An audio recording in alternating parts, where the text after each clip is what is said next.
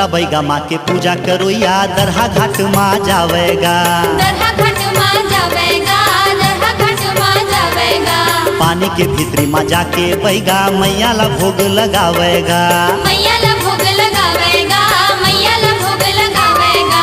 एक दिन बैगा छिप के देखे, हाँ एक दिन बैगा छिप के देखे भोग खावे सातो माता के माँ चंदर सेनी के। गावत हवा महगा था माँ चंदर सेनी के, माँ चंदर सेनी के। गावत हवा महगा था के माँ चंदर सेनी के।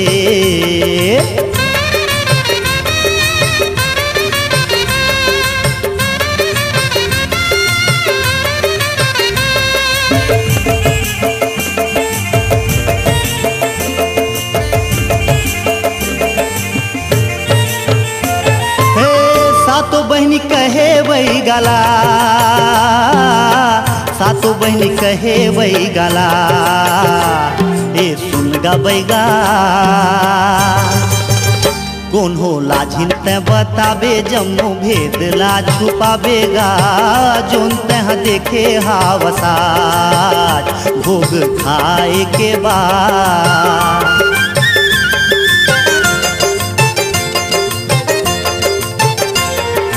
उछिंद हो गए सातो बहनिया बैगाला दे के समझौनी गा। बैगाला दे के समझौनी गा, बैगाला दे के समझौनी गा। थर थर थर थर कांपे बैगा नहीं उले मुहले बानी गा। नहीं उले मुहले बानी गा, नहीं उले मुहले बानी गा। ओ दिल बैगा हो गे कोंदा, ओ दिल बैगा हो गे कोंदा। गजब के माया दिखाए के माँ चंदर सेनी के। गावत हवा महगा था के माँ चंदर सेनी के, माँ चंदर सेनी के।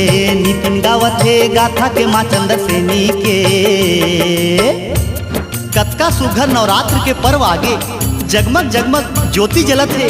माँ चंदर सेनी नाथल दाई बूढ़ी माँ महामाया और बमलेश्वरी माँ मन के मन में उमंग छाए है। फूले फूल के झुलवा माँ सातों बहनीला लाल लंगुरवा झुलवा झुलावत है।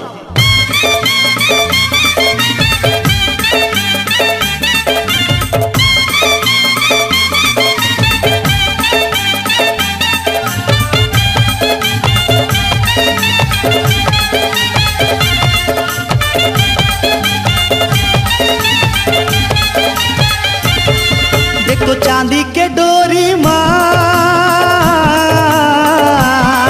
देखो चांदी के डोरी माँ और सोना के पलना माँ।